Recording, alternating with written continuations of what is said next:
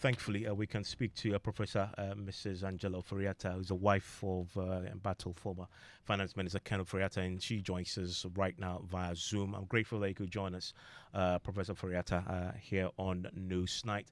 How is Ken Ofori-Atta tonight? He's doing he's doing very well, thank you. He's a real trooper and has and is just sort of going through the steps of recovery which the doctors expected. And so we're very pleased that this is happening, that he's going through well. You say this surgery lasted 4 hours. The doctors, what have they told you about his recovery? 4+ hours. Well, we know that he has quite a bit of pain. We know that he has to walk gingerly, as it were. And we know that we have to make sure that his wounds don't get infected. So those are just sort of the things that one has to go through when one has surgery. Have they told you how long they expect his recovery to last? I think that they're expecting that, he'll be much improved after a while when the wounds heal. Then there will be a period of about 3 months when there's observation going to happen. And hopefully after 3 months, the recovery will be complete. And that's For if us, all the goes well. Office of the Special Prosecutors, one of his main grievance with Ken Ofori-Atta was that initially in the early part of the year when he had wanted him, he had indicated that he was going to have a surgery earlier in the year. That didn't happen. Can you explain to us how come that earlier surgery was then shifted to last Friday? What happened there? I'm afraid you have your facts wrong, sir. The message, the communication with the special prosecutor was that there would be a biopsy in March, which is a procedure to determine to determine if there is cancer in the prostate, and that happened in March. And then after that, there were tests on the sample taken, and then it was clear that there was cancer in the prostate, and then the surgery was scheduled for June 13th. I'm pretty sure you followed the OSP's latest press conference. When initially Ofori-Atta's lawyers wrote to him asking for more time, for which reason he withdrew the earlier wanted notice. What was the reason for the request that that be rescheduled? I'm sorry, I'm not getting the question. Initially, Can you? the OSP declared him wanted. You remember that? Oh, was it in February when he Yes, in was February. the first time? Yes. And you had Mhm. requested that they take it down because you were ready to return in June after you had gone through that procedure. Remember that? Um, you know, this is a tough question for me to answer because the very first time we gave the OSP, we had first told the OSP that we would be, we were in the US, we were doing investigations, and therefore we would not be available on the first date he gave us. We had told him that. But he wanted a date by which we should be there to see him. And so, knowing that we would have to do a biopsy, We gave him the possible dates after which Ken would have recovered from the biopsy and we would come. But we always knew that if the results of the biopsy were not good, then he would have to undergo surgery as quickly as possible. So that's what happened. We've got the results of the biopsy. We talked to the doctors about the next steps, and then we got in touch with the OSP. So that is what happened. It wasn't an attempt to keep moving it. So I have here in front of me the initial letter from the Mayo Clinic dated February 7, 2025, which is titled "To Whom It May Concern," and it says, "Hello, dear sir, madam," and it says, "Mr. Kenneth Ofori-Atta has been seen and evaluated in Mayo Clinic in Rochester. His medical condition necessitates that he will stay and follow up on his appointments and undergoing further testing and management, including possible surgical intervention in March of 2025." Mm-hmm. Did that surgery happen? And how come that surgery was then rescheduled to last Friday? That was my initial question. Yes, that happened. That was the biopsy. The biopsy is a surgical procedure. And so that's what I just said to you or shared with you. So there was a surgical procedure called a biopsy in March, in which the reason was to get some samples, test, and know exactly what was happening. And then surgery was scheduled. Now that we have clarity on that, back to the OSP point. OSP says that he agreed to pull down the wanted notice because of this, and that when this then was rescheduled, he wasn't told directly. Well, what do you say to that? Because that's his point, that if he had been told and the medical report shared with him, the outcome may have been different. Um, I don't really want to get into the legalities of it.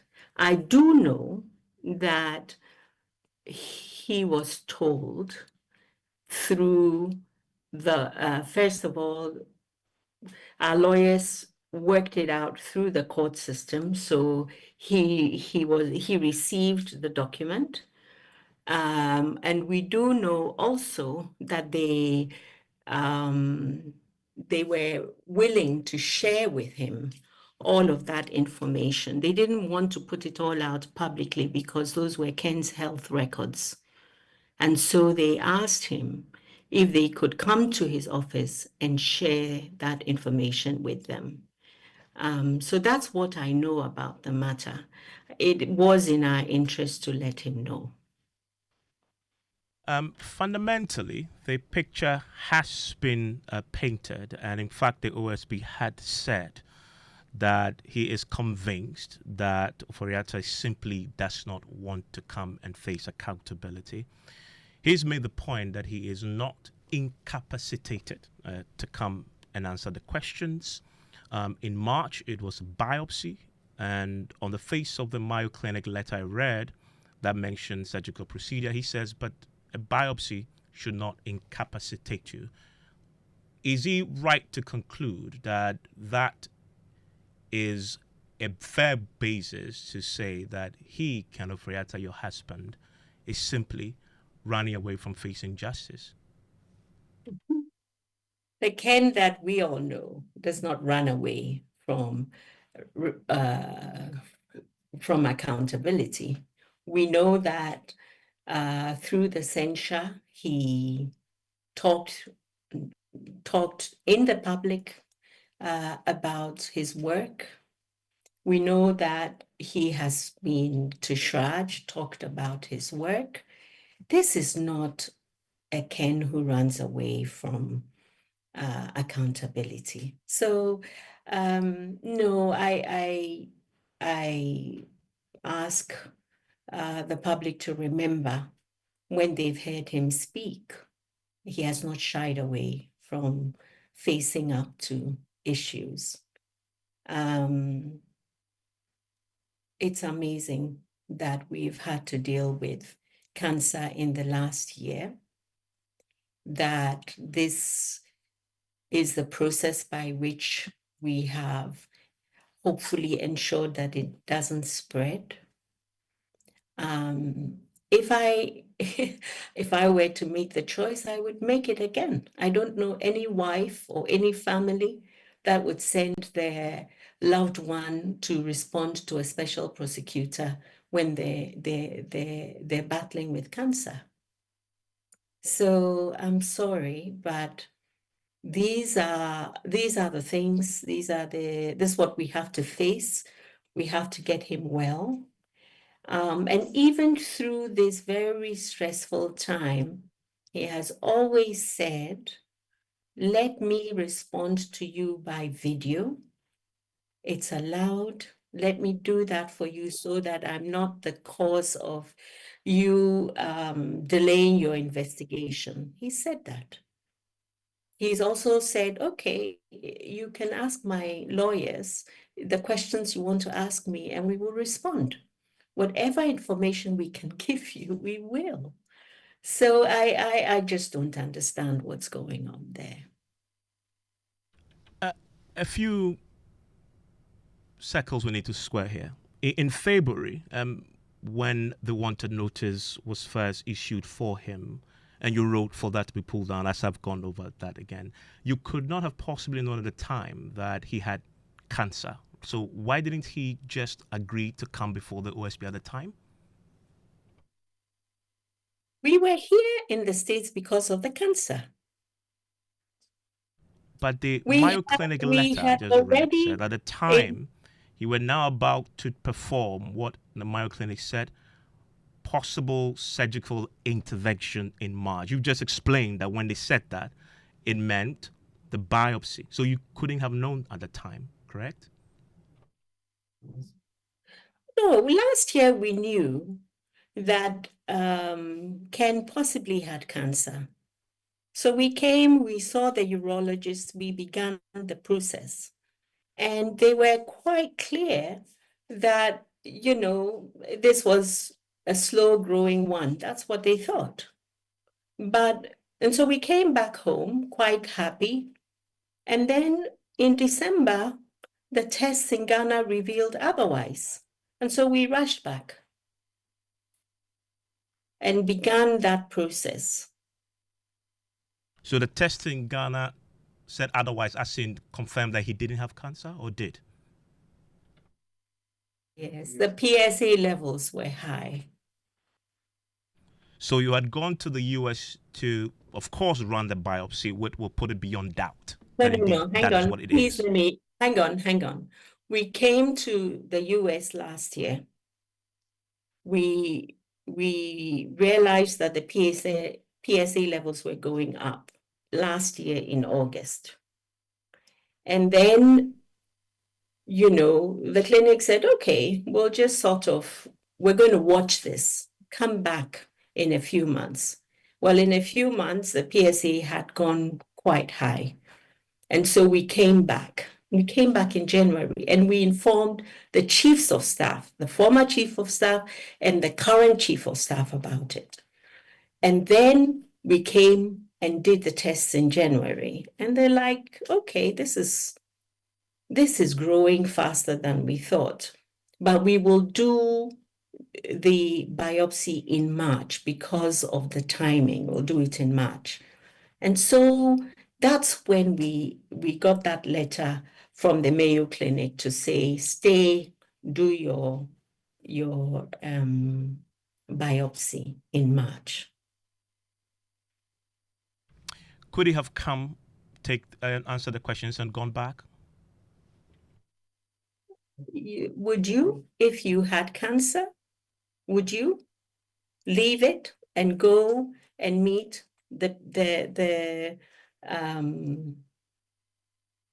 an investigation when you're not 100% yourself? Do you understand um, the impact of cancer on a person's feelings, emotions, psychology?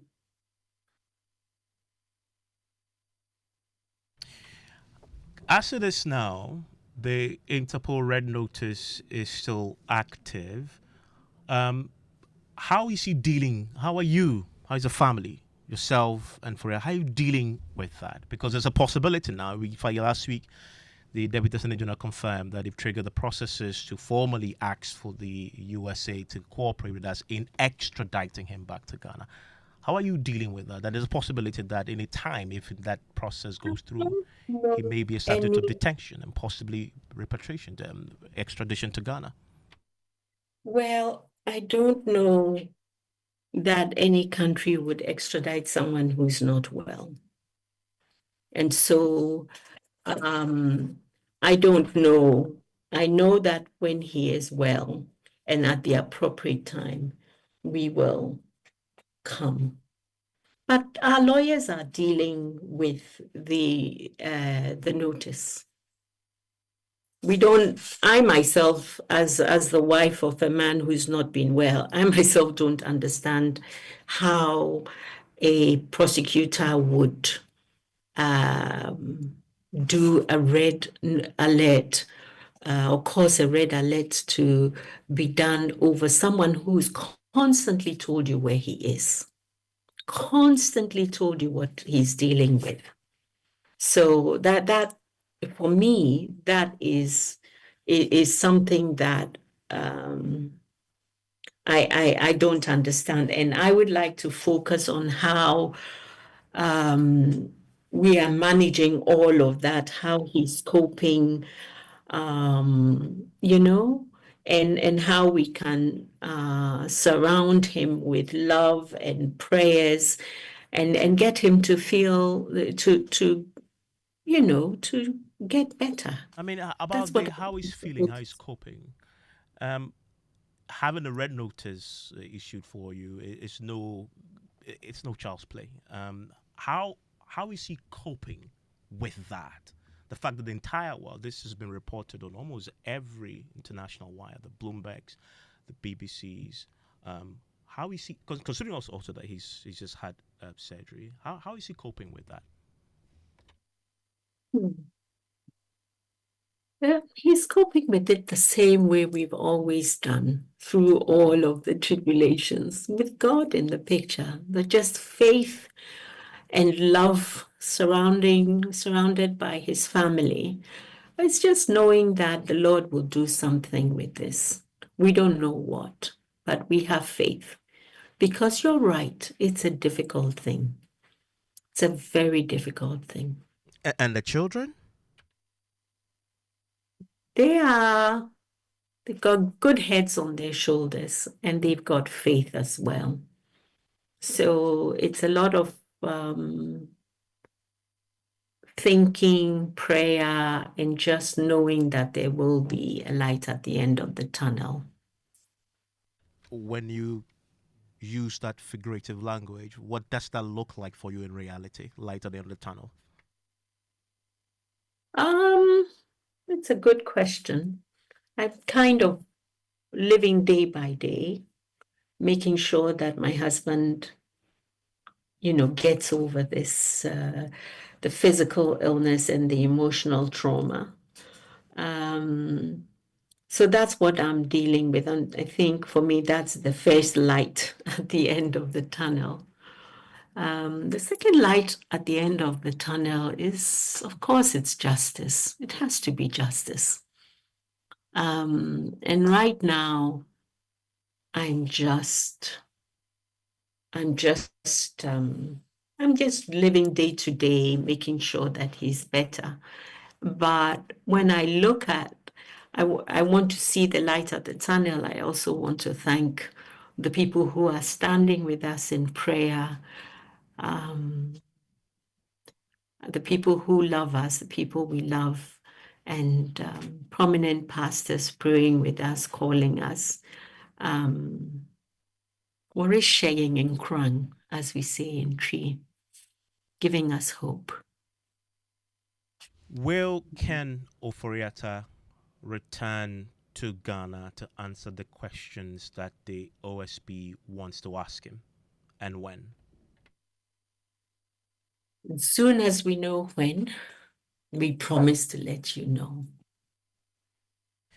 But can you But also he say is emphatically ready. today that when he gets well, he will certainly return to Ghana and answer the questions? The questions he can answer in a week or two. You send him the questions to his lawyers, he can answer. You set up a video meeting in a week or two, he will be able to answer. He will not do anything to interfere or prolong the investigation. And Ghana is home. I don't think there is any other home but Ghana. I know Ghana is home. So why are we holding back on the investigation? Why will he not give the video? The special prosecutor says they have a warrant to arrest him. I'm not going to speak to the special prosecutor's issues. I just want people to know that Ken's been through the surgery. He is doing well. And when he is able to, and his doctors give him the go ahead, of course, at the appropriate time, he will come. But why are we keeping the investigation not going on? I mean, Why? you've just made the point that at the appropriate time, he will come. Is that a firm yes that when he gets better, he will come and answer the questions physically himself here in Ghana? Ghana is home. Ghana is home. In your previous statement, you use words like vendetta. You believe the OSP has I one don't, against your husband? Evans, I don't want to talk about that. I think all I want to say is there's so much I don't understand about this process. And I want to thank people for standing with us. And and Ghana, I just want to leave you with the understanding that Ghana is home. And when the time is right, he can come. Does he accept, though, that this is simply facing accountability for the time that he was a finance minister? Does he actually accept that?